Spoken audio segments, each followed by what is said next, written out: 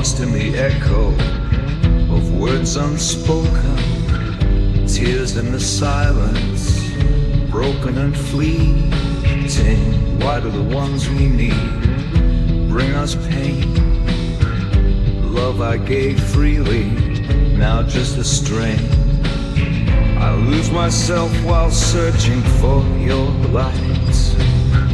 Someone else can't make these wrongs feel right. Lost in the echo of words unspoken, tears in the silence, broken and fleeting. Why do the ones we need bring us pain? Love I gave freely, now just a strain. I lose myself while searching for your light. Someone else can't make these wrongs feel right. Lost in the echo of words unspoken, tears in the silence, broken and fleeting. Why do the ones we need bring us pain?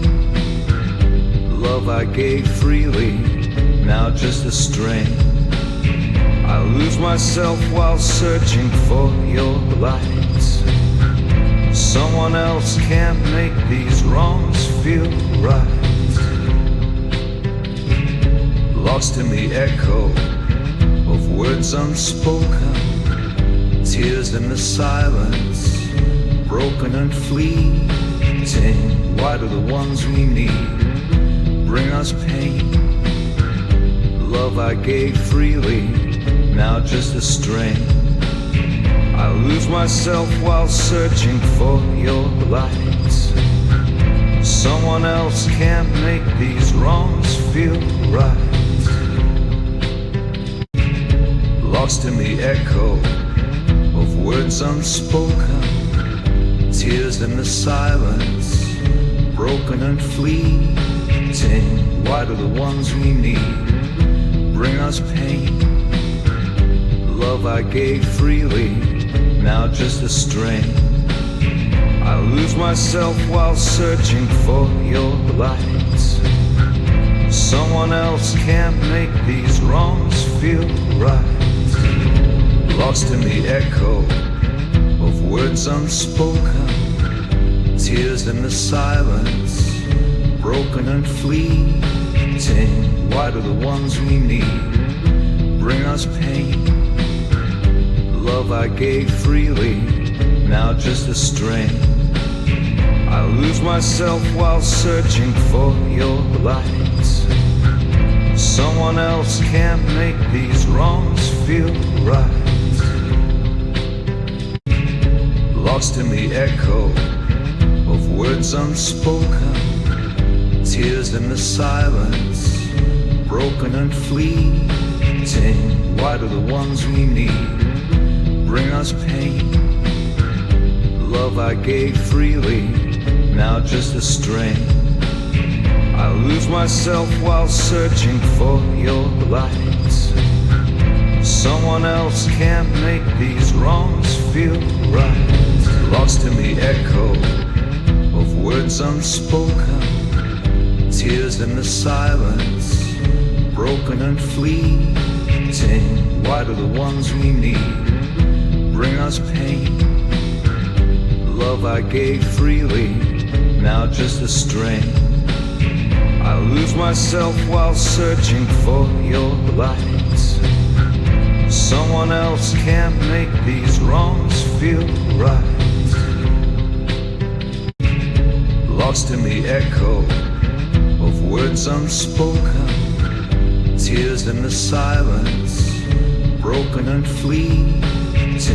Why do the ones we... में थोड़ा सा हमारी audience को बताइए और कैसा experience रहा पूरी फिल्म करने का, क्योंकि ऑन स्क्रीन तो आप दिख रहे हैं लेकिन बहुत सारी चीज़ों में आप इन्वॉल्व थे, क्या कहना चाहेंगे उसके बारे में? हाँ, क्योंकि मैं इसलिए इन्वॉल्व था कि मैं इस कहानी का राइटर था। इधर लुक देना। दोबारा पहले रियल लवर्स किस तरह की फिल्म होने वाली है वो हमारी ऑडियंस को बताइए और कैसा एक्सपीरियंस रहा, क्योंकि हर पार्ट में आप इन्वॉल्व थे और कितना इम्पोर्टेंट था, कितना चैलेंजिंग था आपके लिए? हाँ देखो, हर कहानी के पीछे तो चैलेंज होता ही है, क्या रियल लवर्स हो या कोई भी हो। और जितनी बड़ी चैलेंज होती है उतनी बड़ी फिल्म बनती है। और मैं जब ये फिल्म बनाया तो काफ़ी मुझे लग रहा था कि यार ये तो चैलेंजिंग मूवी है, क्योंकि ये मेरी थर्ड मूवी थी। मैं कहीं ना कहीं ये सोच में पड़ा था कि मैं 2 मूवी बनाया हूँ, रिलीज किया हूँ, मैं थर्ड लाऊँ तो किस तरीके से लाऊँ। तो मैं सोचा कि पहले एक मोहब्बत से ही लाते, तो इसलिए रियल लवर्स सोचा है, उसके बारे में लिखा, सर्च किया, बहुत सारे चीज़ें मिला, फिर मैं स्टार्ट किया रियल लवर्स।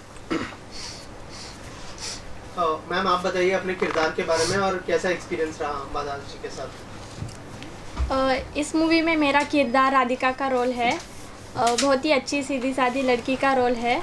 और अंबादास जी ने जो सेट पे सेट पे उन्होंने जैसे कि सब हैंडल किया है, उनका एक्टिंग, डायरेक्शन सब उन्होंने ही किया है। तो उनका काम देख के मुझे बहुत ही अच्छा लगा, क्योंकि उन्होंने सब हैंडल किया है, सब काम, और एक्टिंग भी बहुत अच्छे से की है।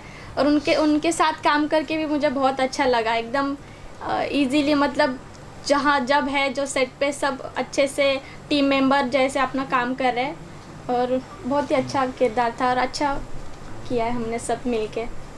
सर आप बताइए कैसा एक्सपीरियंस रहा पूरी टीम के साथ काम करने में। मेरा तो बहुत अच्छा रहा है ना। जब आप इतना बहुत कुछ कर लेते हैं, थोड़ा बहुत काम मैंने भी किया है, तो जब आप किसी नए के साथ काम करते हैं तो एक बार सोचना पड़ता है कि यार कैसा है, क्या होगा क्या नहीं होगा। ठीक है, जब अम्बा से मिला तो मुझे ये पता नहीं था कि मुझे ये मालूम था ये एक्टर हैं, राइटर हैं, डायरेक्टर हैं, ये मुझे मालूम नहीं था। जब मैं वहाँ पहुँचा हूँ तब मुझे पता चला। तो तब ये एक सिनेमा को लेकर जो जुनून होता ना लोगों के अंदर, वो इनके अंदर है। जो मतलब अक्सर लोग कहते हैं ना, हम सिनेमा देख रहे हैं, सिनेमा खा रहे हैं, सिनेमा पी रहे हैं, सिनेमा ही ओढ़ रहे हैं, तो वो चीज़ इनके अंदर है, अंबादास के अंदर। तो वो चीज़ कहीं ना कहीं मुझे उसने आकर्षित किया उस चीज़ को काम करने के लिए। बहुत क्लियर आदमी, सेट पे क्या चाहिए, कितना चाहिए, है ना। तो कहीं से भी कोई कन्फ्यूजन नहीं था इसके अंदर। जबकि फिल्म का राइटर है, डायरेक्टर है, एक्टर है, 3 चीज़ें हैं, है ना। और इतनी सारी यूनिट को हैंडल करना है, सारी चीज़ करनी है, लेकिन कहीं से भी इनके अंदर कोई कन्फ्यूजन नहीं था कि मुझे क्या नहीं करना है। इन्हें मालूम था मुझे क्या करना है। तो मस्त रहा, बढ़िया एक्सपीरियंस रहा। तो होता क्या है ना, आजकल जितने भी ये जो जनरेशन है, यंग लोग हैं, ये बहुत टैलेंटेड हैं, बहुत अच्छे हैं, पढ़े लिखे हैं, सिनेमा की समझ है, मेन चीज़ ये है। तो वो चीज़ करके अच्छा लगा, काम करके मज़ा आया, है ना। ये मेरी बेटी बनी है फिल्म में, इसके साथ बहुत अच्छा लगा। कुल मिलाकर अच्छा लगा है। सर एक आप अच्छा तो बहुत वेटरन है, आपने तो बड़े बड़े दिग्गजों के साथ काम किया है। कुछ एक सिमिलैरिटी जो इस कास्ट के साथ आपको लगी हो, end of course the other big actors, कुछ एक कनेक्शन, जैसे सिनेमा की बात की आपने, हाँ। वो इत्तेफाक रखना बहुत जरूरी है। जब एक एक्टर एक्टिंग करता है तो बहुत कुछ दिखाने की कोशिश करता है वो इन ओन वर्ड। कैसे आपसे देखिए, जब आप बड़े लोगों के साथ काम करते हैं या बड़े प्रोडक्शन के साथ काम करते हैं, अब मैं क्या बताऊँ आपको, तो हमारे लिए तो हम एक्टिंग ही कर रहे होते हैं, हर जगह एक्सपीरियंस एक सा ही होता है, सेटअप थोड़ा बड़ा हो जाता है, छोटा हो जाता है ना। लेकिन मज़ा वहीं पे आता है जहाँ पर आपको कुछ करने के लिए मिल रहा होता है, या सामने वाले इसको देखकर आपको लगता है कि हाँ भाई ये बंदा है जो हमें कुछ दे रहा है, हम इससे कुछ ले रहे हैं। बहुत सारी चीज़ें थी। अब आप जब बड़े लोगों के साथ काम करते, बड़े सेटअप में काम करते हैं, तो वहाँ पर बहुत सारी चीज़ें होती हैं, है ना। इतनी चीज़ें होती हैं कि आपको उस तरह की और चीज़ों का इतना कंफर्ट देते हैं आपको को आपका सारा फोकस अपने काम पे रहता है ना। अक्सर लोग कहते हैं कि भाई बड़े उसमें आपने अच्छा कर दिया, वो कर दिया, उससे बहुत सारी चीज़ें होती हैं, है ना।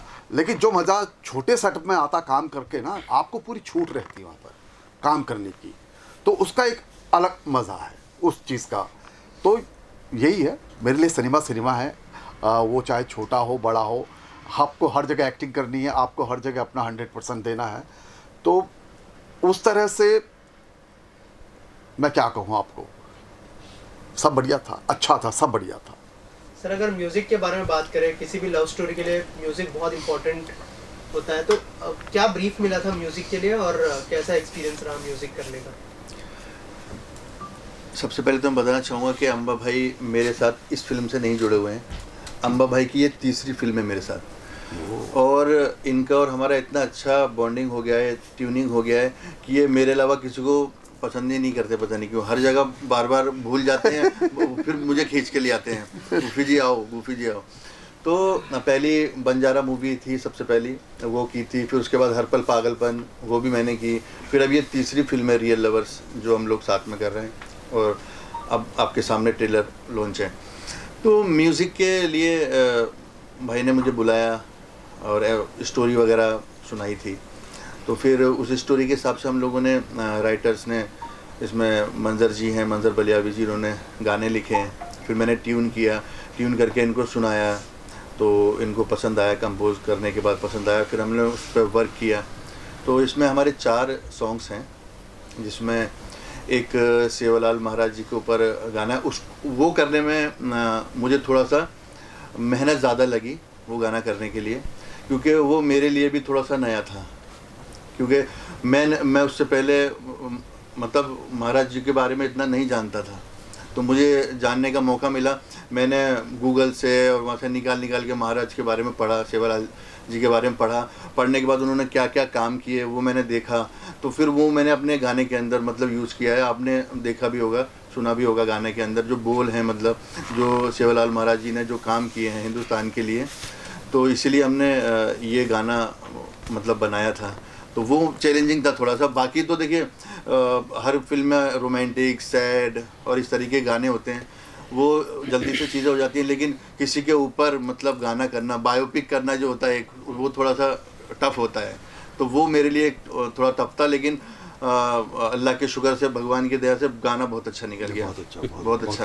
अम्बा जी, बाहुबली के विलन के साथ काम करने का एक्सपीरियंस कैसा रहा? क्या लर्निंग एक्सपीरियंस था, उसके बारे में कुछ बताइए। और कब जब अपने अप्रोच किया, क्या रिएक्शन था उनका इस फिल्म में काम करने के लिए? वो एक तो बाहुबली है, जो बाहुबली किया था, तब मैं सोचा कि यार दोनों जब सामने सामने आए थे, तो मैं बोला हीरो मैं हूँ या कोई और है, तो मैं रिटर्न चला गया था। क्योंकि वो जो ऐसे लगा था कोई पहाड़ नहीं होता है, जैसे मुझे लगा यार इतने विलन को मैं मारूंगा तो पहले तो मैं ही हंस लूँगा, बाकी तो बाद में हंसेंगे ही। फिर मैं बाहर जाके सोचा कि यार हनुमान जी पूरा पहाड़ी उठा लिया है ना, तो पहाड़ से क्या डरना। तो मैं फिर सर के पास गया कि सर मैं हीरो हूँ, तो बोला मुझे पहले से ही पता है। तो फिर वहाँ से फिर टूनिंग अलग ही हो जाती है कि सर आप ऐसे आना वैसे आना, लेकिन बाहुबली बन के वो विलन में बन के मत आना, क्योंकि उसमें अलग ही रूप है आपका। तो इस तरीके से हम लोग का एक मीटिंग हुई, और मुझे बहुत मानते साउथ में जो सर है, मेरे से दूसरा प्रोजेक्ट है उनके, और जब भी ये जो भी सेट पे वो मुझे ही पहले याद करते हैं। तो वो थोड़ा सा है एक्सपीरियंस काम करने का, लेकिन इसके एक दोस्ती है।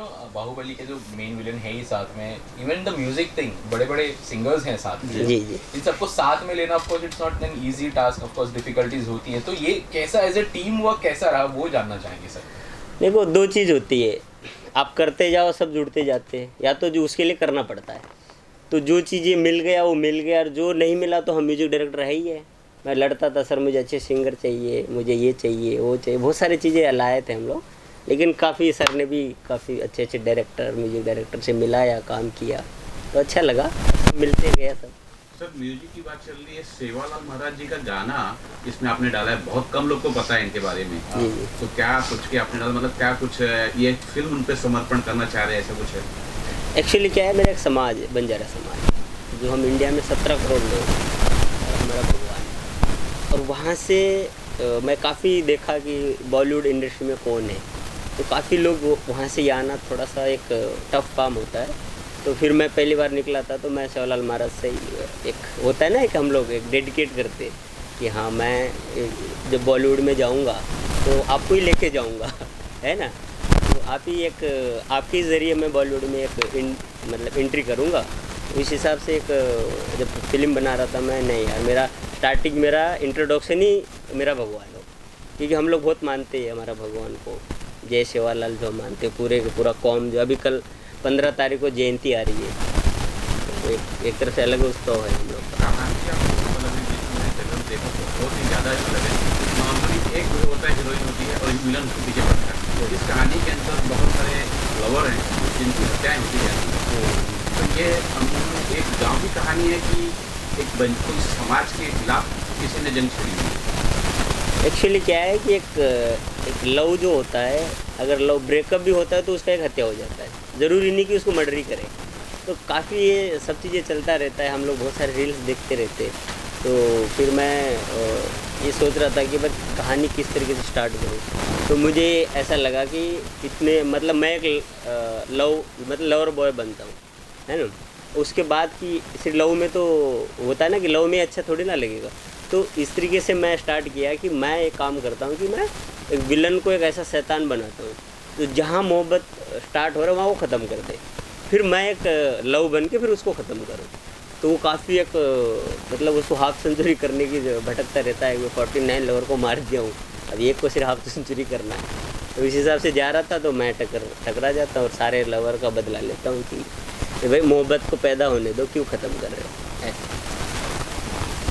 और सर कब रिलीज करने का प्लान है उसके बारे में कुछ बताइए। और अब रिलीज़ तो अपना 7 मार्च को हो रहा है, क्योंकि मैं काफ़ी ट्राई किया था इसी फरवरी में रिलीज़ करने की। मैं काफ़ी एक बहुत बड़ी बड़ी फिल्में आ रही है तो मुझे भी एक अब इंडस्ट्री के हिसाब से ही जाना पड़ता है, ऐसे नहीं कि मैं अपने वहाँ पे चलाऊँ। तो वही 7 मार्च को रिलीज़ हो रही है और मुझे अच्छा लगा 7 मार्च से अलग डेट है मिला। तो इसके अलावा क्या क्या प्लान है, कौन सी फिल्में और लाइनअप है उसके बारे में भी कुछ बता दीजिए। हाँ, इसके अलावा भी और 3 फिल्मों का लाइनअप है। किंग ऑफ बंजारा, नाम ले सकता हूँ पूरी फिल्म, किंग ऑफ बंजारा और मिशन जयगढ़ और अपना पिनाका जो है, 3 फिल्म का लाइनअप चल रहा है। अब next film king of Banjara जल्दी फ्लोर पे जाने वाले हैं। Thank you so much. Thank you.